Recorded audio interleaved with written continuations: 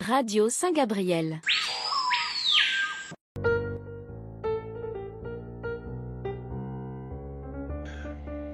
Bonjour chers auditeurs et chers téléspectateurs, bienvenue dans Un moment avec notre évêque.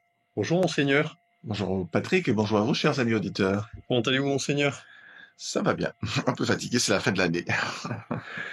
J'ai une grande question à vous poser. Qui a fondé l'Église catholique? Une question très importante. Je vais y répondre, mais à la fin de l'émission, puisqu'on aura l'évangile et l'évangile va répondre à la question, donc Jésus va répondre et donc je pourrai à ce moment-là donner des explications pour répondre à votre question. Très bien monseigneur, merci.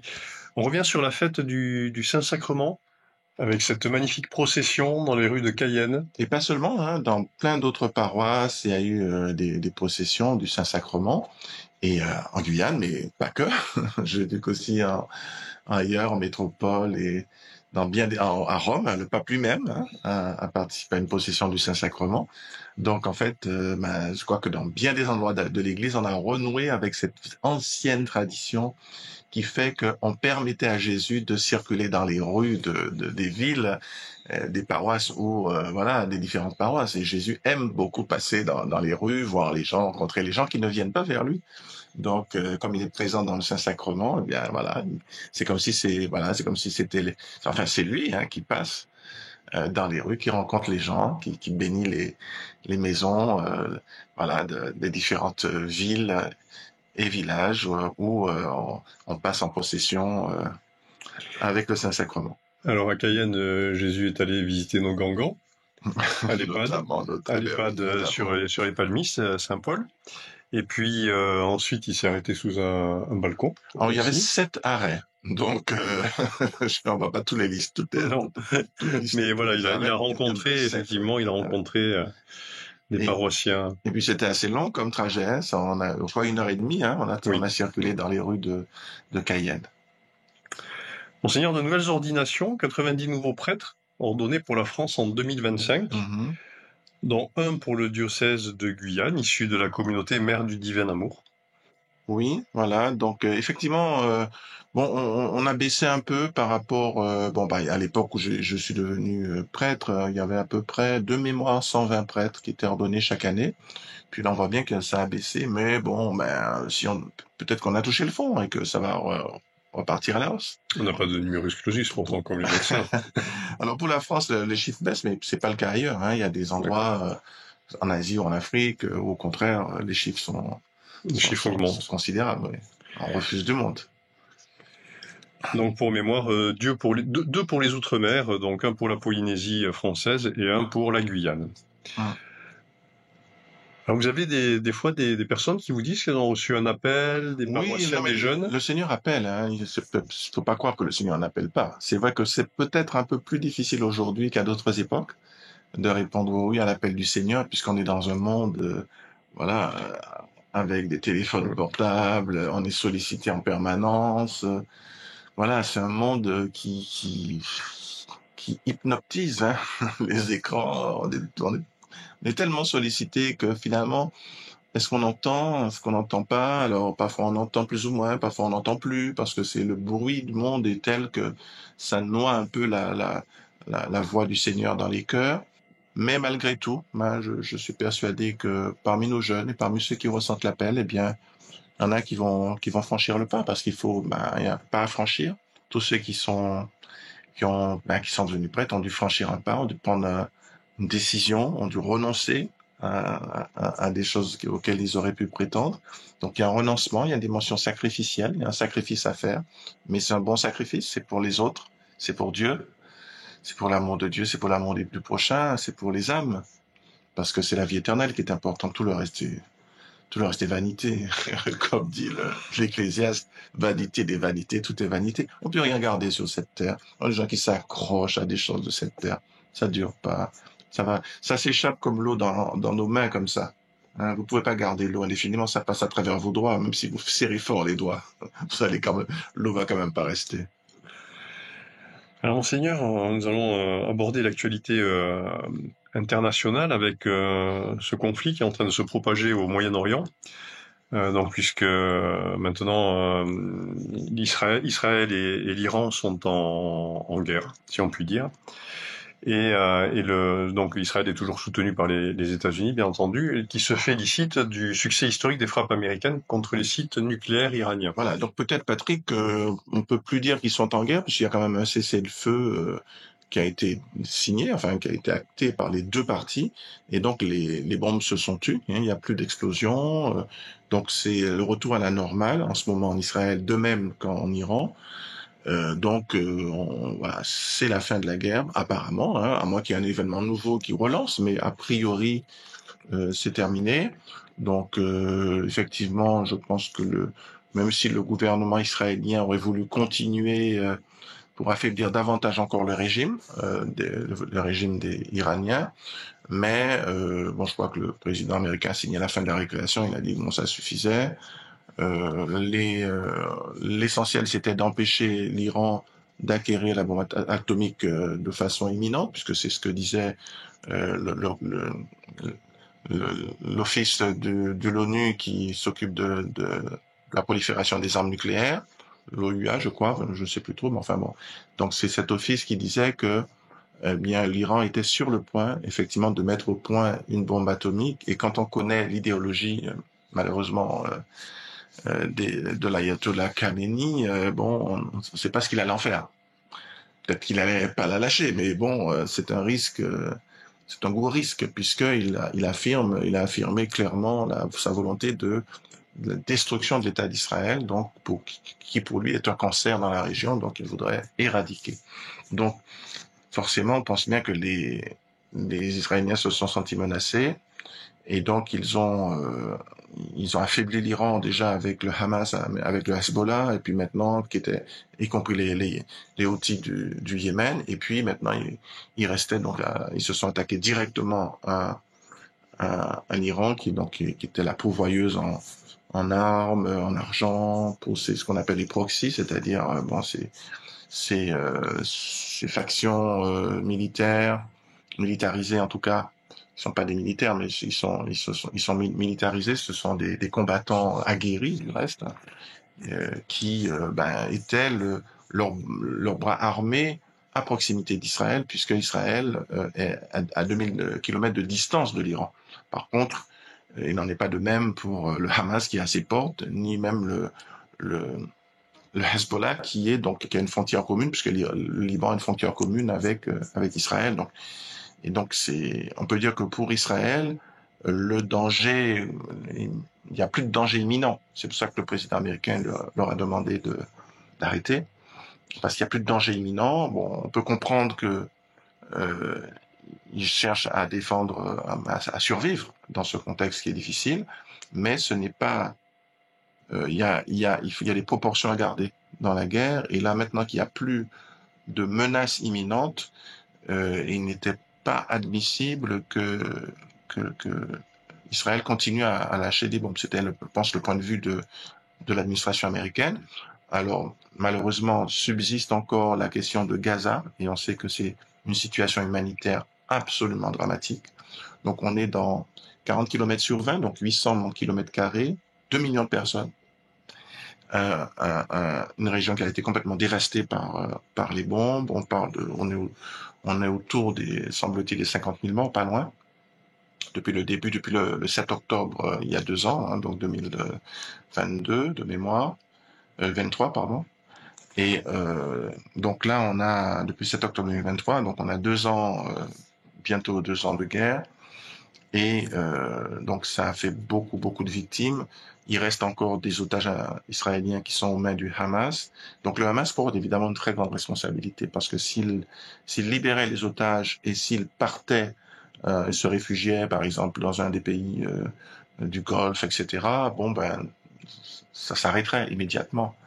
Mais il continue à contrôler un peu cet espace, à contrôler l'aide humanitaire, etc. Et ça crée encore des situations dramatiques, parce que le gouvernement israélien, dès qu'il voit un combattant du Hamas, il tire, même s'il y a des enfants autour. Et c'est ça qui est absolument dramatique, parce qu'on a des familles entières qui sont détruites, des enfants qui volent en morceaux, hein, quand les bombes atterrissent à proximité. Donc on a là une situation qui est absolument dramatique et on voit bien que les protagonistes qui sont là ont leur logique. Les Israéliens veulent éradiquer complètement le Hamas et ne veulent plus de nouveau 7 octobre sur leur territoire. Et de l'autre côté, le Hamas utilise l'indignation internationale face à tous ces bombardements, à la situation d'un peuple qui est pris en otage, parce que ils ont pris en otage des Israéliens. Il en reste, je crois, une quarantaine dans leurs mains, dont une vingtaine qui doit être décédée, peut-être une vingtaine encore vivants, peut-être. Mais ils ont pris aussi quelque part en otage leur peuple, le peuple gazaoui, qui est prisonnière. Elle est confinée dans cet espace de 800 km² avec aucune possibilité d'en sortir parce que la Jordanie ferme sa frontière, l'Égypte ferme sa frontière et donc il n'y a pas. Ils sont dans une souricière. Ils sont dans une souricière et ils ont faim. L'aide internationale. Bon, aujourd'hui, je crois qu'il y a eu une entrée importante de camions de l'aide internationale, y compris le matériel de santé, le matériel médical. Mais ça reste une situation absolument catastrophique en termes de nutrition, en termes de nourriture, en termes d'approvisionnement en eau, en termes de santé, problèmes de santé pour les malades, notamment les malades chroniques. Donc c'est vraiment une situation absolument dramatique sur le plan humanitaire. Et encore une fois, avec deux protagonistes qui ont leur logique. Et bon, évidemment, vu l'état de délabrement du Hamas et de Gaza, je pense que le Hamas devrait signer un accord de paix, et se retirer, comme a fait Yasser Arafat dans les années 80 pour garantir la paix. Il s'était exilé, il était parti, je ne sais plus dans quel pays il était allé, pour qu'il ne soit pas un prétexte à la guerre. Donc, c'est là qu'on voit aussi la différence entre un homme d'État, comme c'était le cas pour Yasser Arafat, et puis des personnes qui sont plutôt des terroristes et qui ont une logique jusqu'au boutiste et pour lesquels la vie humaine est d'une importance tout à fait secondaire par rapport à leur idéologie. Alors espérons que le cessez-le-feu tiendra. Il ne sera pas enfreint. Et dans ce contexte plutôt anxiogène de tension, Donald Trump érige un peu son cheval de bataille. C'est la contribution des pays membres de l'OTAN à justement eh bien la contribution militaire qui n'était pas suffisante il y a quelque temps. Oui, au niveau de l'OTAN, puisque l'OTAN, c'est donc l'alliance atlantique entre les États-Unis d'une part et les pays d'Europe de l'Ouest, c'est-à-dire ceux qui ont été, qui ont constitué cette alliance, cette coalition pour lutter contre l'Allemagne nazie. Donc, effectivement, tout le monde s'était mis un peu sous le parapluie américain, à part la France et l'Angleterre. Et donc, finalement, on dépensait très peu pour la défense, et puis cet argent pouvait être injecté dans l'économie, injecté dans le social. Et donc, Donald Trump dit, ben voilà, vous allez contribuer à votre propre défense maintenant, et il a fixé un taux de 5%. Alors, ils vont monter en gamme, parce qu'ils étaient autour de 2%, en tout cas pour la France. Les autres, certains, je crois qu'ils étaient moins de 1%. Donc là, ils vont monter à 3,5%, et puis ensuite à 5%. Alors, cette escalade de la guerre, enfin de l'armement, est très dangereux, évidemment, parce que quand on est armé, on a la tentation d'utiliser les armes qu'on a. C'est sûr que quand vous avez on le voit aujourd'hui là chez les jeunes. De mon temps, quand on avait un différend, bon, on se battait à coups de poing. Bon, il y avait quelques bleus à l'arrivée, mais il n'y avait pas de mort. Non. Tandis que maintenant, ils ont des armes. Oui. Ils ont des armes à feu, ils ont des armes blanches, et à la fin, il y a des morts. Donc ça change la donne ça change la donne si vous avez d'un côté que vos mains, que vos poings, et de l'autre vous êtes armé avec des armes à feu, donc c'est là. Vous voyez, quand vous êtes en colère, quand vous êtes fâché, vous prenez ce que vous avez sous la main. Si c'est vos poings, ça va. Mais quand c'est un couteau, quand c'est des fusils, c'est la mort derrière. Hein. Donc c'est pas seulement des bleus. Donc et donc quand on va surarmer l'Europe, Donc tout le monde va se sentir menacé parce que c'est une escalade en fait. Hein. La Russie, qui elle-même déjà dépensait plus de 5% de mémoire, au moins 5% de son PIB pour l'armement, elle risque de s'armer encore davantage, se sentant menacée par les forces de l'OTAN. Et puis donc, alors est-ce que c'est ça qui est dramatique? On est quand même des pays chrétiens en Europe et voir que on considère maintenant que la Russie comme une menace existentielle pour l'Europe, c'est quand même c'est incompréhensible. Vu les valeurs qui sont les nôtres, comment est-ce qu'on peut envisager après la Seconde Guerre mondiale, ce qui s'est passé en 1945 où tout le monde avait dit plus jamais ça, plus jamais la guerre. Et bien finalement, on s'aperçoit que la mémoire est courte et que après un peu plus de 70 ans, après 80 ans, tout le monde a oublié plus jamais la guerre et on est en train de se réarmer pour préparer une nouvelle guerre et qui risque cette fois-ci d'être bien plus terrible que ce que nous avons connu dans le passé, parce que là maintenant vous avez de l'intelligence artificielle qui va aider à tuer les gens, vous avez des drones, des nuées, des essaims de drones qui vont faire beaucoup de dégâts. Enfin là, ça va être la guerre moderne, sans compter la tentation évidemment de l'arme atomique. On l'a vu avec le conflit Iran-Israël, et on sait que les nations européennes, vous avez beaucoup ont déjà l'arme atomique, la Russie bien entendu, la France, l'Angleterre, et on sait aussi qu'à côté, il y a bien sûr du côté de l'Asie, on a bien sûr la Corée du Nord, on a bien sûr la Chine, le Japon, non pas le Japon qui est sous le parapluie américain, mais la Chine et l'Inde, le Pakistan, et puis sans compter ce qu'on ne sait pas en fait. Alors, et selon vous, on est toujours à un stade de l'intimidation depuis l'après-guerre, la dernière après-guerre, ou on est sur des marches déjà supérieures en termes de... L'idée de la guerre de la bombe atomique, c'est que c'est une arme dont on ne devrait jamais se servir. C'est une arme de dissuasion. C'est pas fait pour être utilisé. Mais on a vu que la doctrine a commencé à changer. En tout cas, au niveau soviétique, au niveau de la Russie, le président Poutine a dit que s'il se sentait agressé, il n'excluait pas la possibilité d'utiliser cette bombe atomique. Et il a même dit aux Européens, notamment aux Français, faites attention, vous avez un petit territoire. Vous avez des concentrations de population. Donc, si on balance une bombe, ça va faire des millions de morts. Donc, quelque part, il a mis en garde.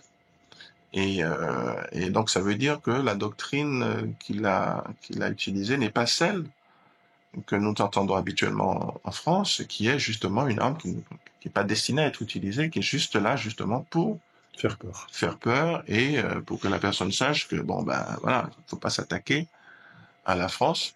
Mais donc aujourd'hui on réfléchit à des scénarios où on se dit mais si quelqu'un vous attaque avec des armes conventionnelles et que vous êtes submergé, est-ce que vous allez répliquer avec une arme atomique contre ce pays? C'est ça la question, hein. C'est une lourde responsabilité. C'est une lourde responsabilité. Donc voilà. Donc on va pas rentrer dans ces détails, mais parce que nous sommes des croyants, donc nous savons que notre vie de toute façon et la vie du monde est dans les mains de Dieu. Hein. Donc même les hommes s'agitent, mais bon, c'est Dieu a le dernier mot. Donc nous sommes dans sa main. C'est pour ça que nous ne vivons pas dans l'angoisse. Nous ne vivons pas dans l'angoisse. Alors hier et avant-hier, c'était le brevet des crèches pour 850 000 collégiens. Ça se passe comment dans l'enseignement catholique? C'est sur le même format? Oui, bien absolument. sûr. C'est les mêmes examens. Maintenant, si vous voulez, moi j'aurais à dire des choses sur le fond. Bien sûr, par rapport à ce qu'ont devenu les examens, ce qu'ont devenu par rapport à ce qui existait en France, la qualité de l'enseignement que nous avons connu par le passé et comment d'une façon idéologique, un certain l'égalitarisme ont fait qu'on a perdu justement cette excellence française, qu'on a laissé à d'autres, comme des pays d'Asie notamment, qui ont pris les premières places. Et nous, on a dégringolé on est très bas dans les classements internationaux parce que justement, on a considéré que l'excellence c'était quelque chose de mauvais.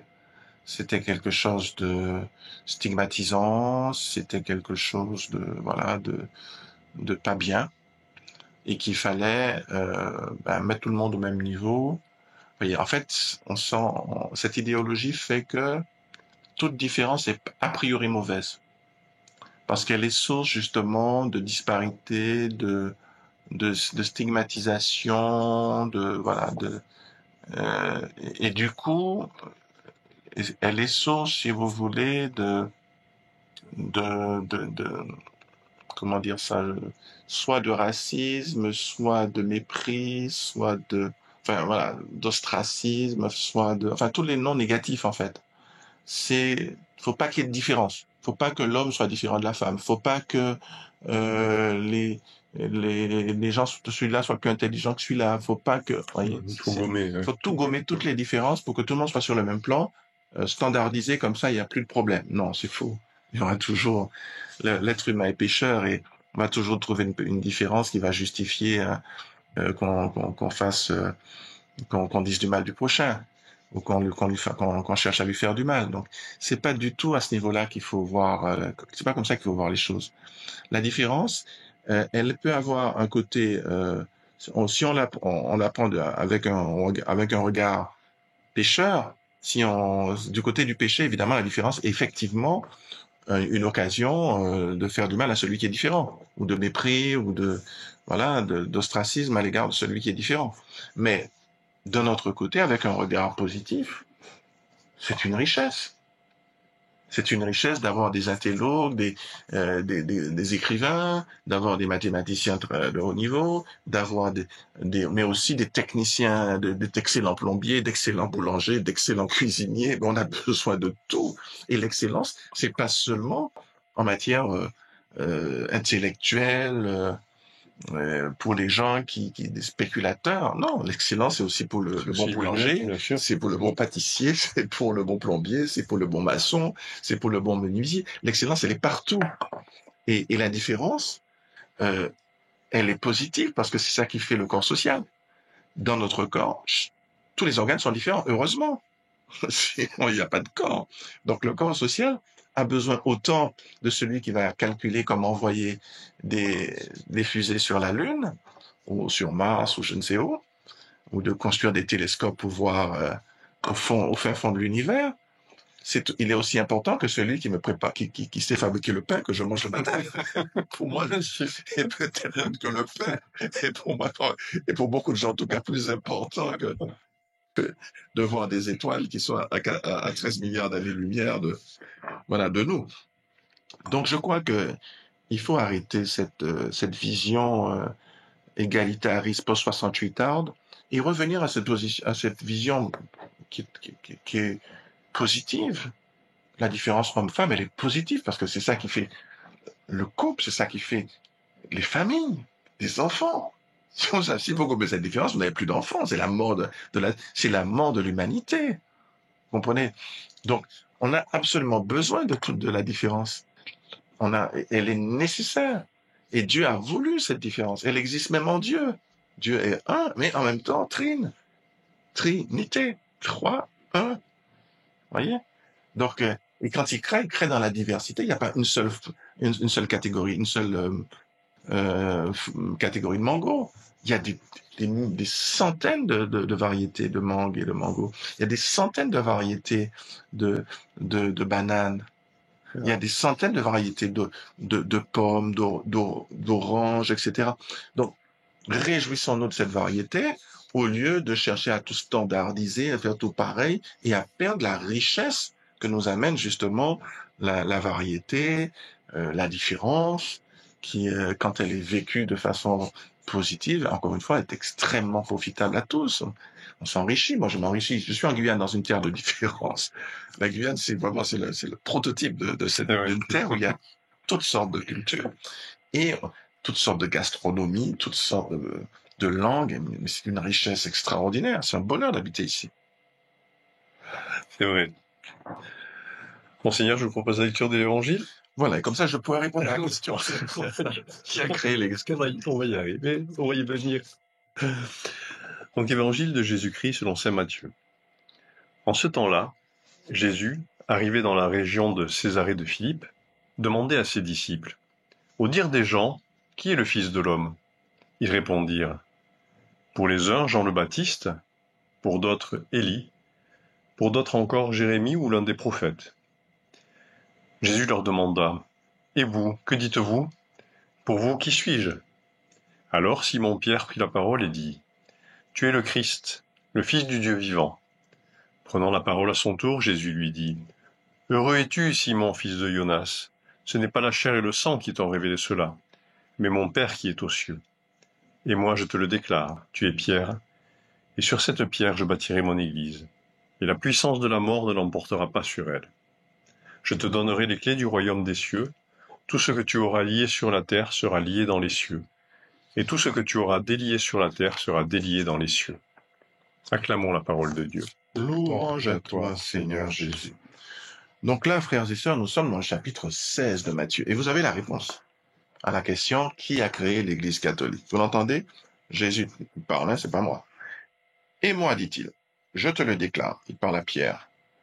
Tu es Pierre, et sur cette pierre, je bâtirai mon Église. Donc vous avez la réponse. Effectivement, Jésus a bâti son Église sur l'apôtre Pierre. Je rappelle que Pierre était donc le chef des apôtres, donc des 12, et que les successeurs des 12, ce sont les évêques. Dès que vous lisez le Nouveau Testament, vous allez voir, on les appelle les épiscopes. Leurs collaborateurs sont les presbytéroi, en grec, ça donne prêtre, presbytère, si vous voulez. Épiscope, ça donne épiscopal, ça donne évêque. Obispo pour les Portugais. Donc on retrouve le terme dans les différentes langues. Et donc, effectivement, voilà, Jésus répond clairement qu'il fonde son Église sur Pierre. Et il l'ajoute, il lui donne vraiment autorité. Tout ce que il dit là, d'abord, la puissance de la mort ou les portes de l'enfer, hein, ça dépend comment on traduit, ne l'emportera pas sur elle. Donc les puissances des ténèbres n'emporteront pas sur l'Église. Je te donnerai les clés du royaume des cieux. Tout ce que tu auras lié sur la terre sera lié dans les cieux. Tout ce que tu auras délié sur la terre sera délié dans les cieux. Je rappelle aussi qu'à la fin de cet évangile de Matthieu, Jésus dit aux apôtres qu'il les envoie en mission, baptiser toutes les nations au nom du Père, du Fils et du Saint-Esprit. Et il dit, et voici que je suis avec vous tous les jours jusqu'à la fin des temps. Et donc, ça veut dire que la promesse que Jésus fait, c'est pas seulement pour les apôtres pendant les quelques années qu'ils vont vivre. Hein. Pierre va être exécuté probablement sous Néron vers l'an 65, hein, donc à peu près une trentaine d'années, 35 ans à peu près après 30 et quelques années après la mort la mort et la résurrection de Jésus. Donc Jésus, clairement, il fonde son église sur Pierre, dont le successeur aujourd'hui s'appelle Léon XIV. Et sans discontinuité, cette église, elle a perduré à travers les siècles. Elle a toujours fait ce que Jésus a demandé de faire. Faites ceci en mémoire de moi. Mangez, ceci est mon corps. Prenez et buvez, ceci est mon sang. Eh bien, l'Eucharistie a été célébrée depuis le début de l'Église. On le voit, par exemple, si vous lisez les Actes des Apôtres, chapitre 20, verset 7, vous allez voir que le premier jour de la semaine, nous étions réunis pour rompre le pain. Donc, ils se réunissaient le dimanche pour rompre le pain pour l'Eucharistie. Au début, les premiers chrétiens, ils étaient juifs, hein, les premiers qui étaient sous Jérusalem, ils allaient au temple le samedi, enfin à la synagogue le samedi, et le dimanche, ils se réunissaient pour l'Eucharistie, pour faire ce que Jésus a demandé de faire, et le dimanche parce que c'était le jour de la résurrection, bien sûr. Et donc, le 267e successeur de Pierre s'appelle Léon XIV, je l'ai dit. L'Église catholique est donc l'Église qui a été fondée par Jésus le Christ. Si vous demandez à ChatGPT qui est-ce qui a fondé l'Église catholique, il vous dira c'est Jésus-Christ. Si vous demandez qui est-ce qui a fondé, je sais pas moi, les Mormons, il va vous dire c'est Joseph Smith. Si vous demandez qui est-ce qui a fondé les je sais pas moi, les luthériens, c'est Luther, les calvinistes, c'est Calvin, voilà, bon, il y a des hommes derrière chacune des autres religions. Tandis que, l'Église catholique, elle est fondée par Jésus le Christ lui-même. Et donc c'est à nous chrétiens de savoir, si on veut être dans l'église que Jésus a fondée, on sait où elle est. Maintenant, si on veut suivre quelqu'un d'autre, vous pouvez suivre Madame Ellen White, elle a fondé les Adventistes du 7e jour. Vous pouvez suivre Monsieur, comment il s'appelait encore, celui qui a fondé le méthodisme, son nom m'échappe. Vous pouvez suivre Monsieur, voilà, comment il s'appelait encore l'autre là. Bon, oui, je l'ai déjà dit. Les Mormons, c'est Joseph Smith. Voilà, moi je suis fatigué, je me rappelle plus tous les noms. Monsieur Rutherford, Russell et Rutherford, c'est les témoins de Jéhovah. Jésus est le plus important. Voilà, tous ces hommes, ils ont fondé des religions, donc on peut les suivre, donc vous avez la liberté de les suivre, mais l'église fondée par Jésus, c'est l'église catholique, romaine. Voilà. Merci, Monseigneur. Merci beaucoup pour cette émission. Voilà, excusez-moi les auditeurs, je suis un peu fatigué, c'est la fin de l'année, alors en tout cas, je vous bénis. De tout cœur, je vous souhaite à ceux qui allaient prendre des vacances, eh bien, de bonnes vacances, reposez-vous bien, priez, mettez pas Jésus en vacances, par contre. N'oubliez pas de prier, d'aller à la messe, de vous ressourcer, peut-être de faire une retraite si vous pouvez. En tout cas, faire un pèlerinage, quelque chose comme ça, mais priez, priez, priez. En ces temps-ci, il faut prier beaucoup. Parce que celui qui prie reçoit, celui qui demande reçoit, celui qui frappe, dit Jésus, on lui ouvrira, celui qui cherche trouvera. Alors qu'il faut être en état de veille, en état de demander, et le Seigneur va nous bénir. Et je vous bénis avec vos familles, chers frères et sœurs, que le Seigneur soit avec vous, et que Dieu Tout-Puissant vous bénisse, le Père et le Fils et le Saint-Esprit. Amen. Ma bénédiction va aussi sur toute l'équipe de Radio Saint-Louis. À très bientôt. Merci beaucoup, Monseigneur. Merci beaucoup, chers spectateurs et auditeurs. Vous pouvez nous retrouver sur 94.4 sur l'île de Cayenne et 90.3 de Kourou à Sinamari, donc sur Radio Saint-Gabriel, bien entendu. Vous pouvez visionner, revisionner, écouter et réécouter notre émission sur YouTube ou la voir sur Facebook. Vous pouvez également, si vous souhaitez, poser vos questions à notre évêque sur radiosaintgabriel@gmail.com ou sur WhatsApp au 06 94 07 17 02. À très bientôt, chers auditeurs. Au revoir. Au revoir.